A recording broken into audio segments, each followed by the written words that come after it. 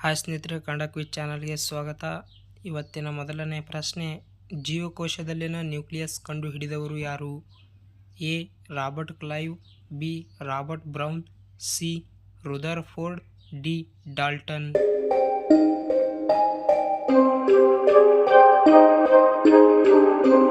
ಜೀವಕೋಶದಲ್ಲಿನ nucleus ಕಂಡುಹಿಡಿದವರು B.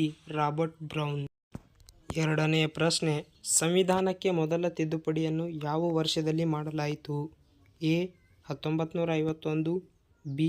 1953, C. 1955, D. 1954.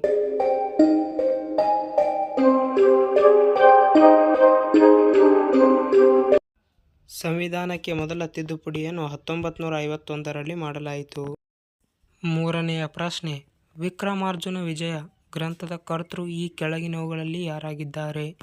A. Pampa, B. Janna, C. Ranna, D. Ponna.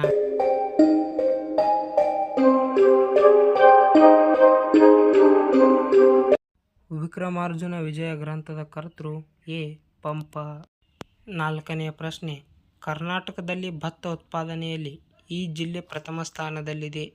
A. Chitradurga, B. Raichur, C. Kalaburagi, D. Belagavi.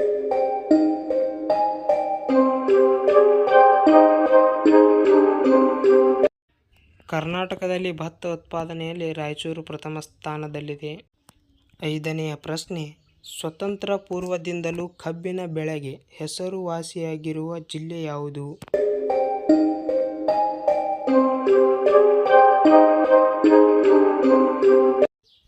Mandya ಜಿಲ್ಲೆ ಸ್ವತಂತ್ರ ಪೂರ್ವದಿಂದಲೂ ಕಬ್ಬಿನ ಬೆಳೆಗೆ ಹೆಸರುವಾಸಿಯಾಗಿರುವ ಜಿಲ್ಲೆಯಾಗಿದೆ. ಆರನೆಯ ಪ್ರಶ್ನೆ, ಭಾರತ ಸಂವಿಧಾನವು ಯಾವ ಪದ್ಧತಿಯನ್ನು ಅಳವಡಿಸಿಕೊಂಡಿದೆ? ಎ. ದ್ವಿಶಾಸಕಾಂಗ ಪದ್ಧತಿ, ಬಿ. ಸಂಯುಕ್ತ ಪದ್ಧತಿ, ಸಿ. ಏಕಪೌರತ್ವ, ಡಿ. ದ್ವಿಪೌರತ್ವ.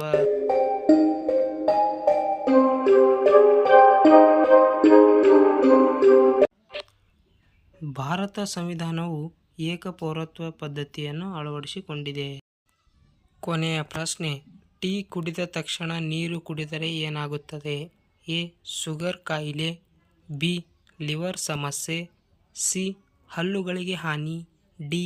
ಹೊಟ್ಟೆ ನೋವು.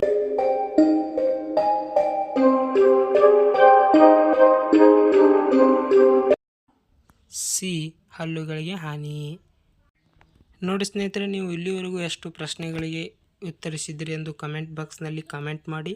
ಹಾಗೆ ಇನ್ನೂ ನಮ್ಮ ಹೆಚ್ಚಿನ ವಿಡಿಯೋಗಳಿಗಾಗಿ ನಮ್ಮ ಯೂಟ್ಯೂಬ್ ಚಾನಲನ್ನು ಲೈಕ್ ಮಾಡಿ, ಶೇರ್ ಮಾಡಿ, ಸಬ್ಸ್ಕ್ರೈಬ್ ಮಾಡಿಕೊಳ್ಳಿ. ಧನ್ಯವಾದಗಳು.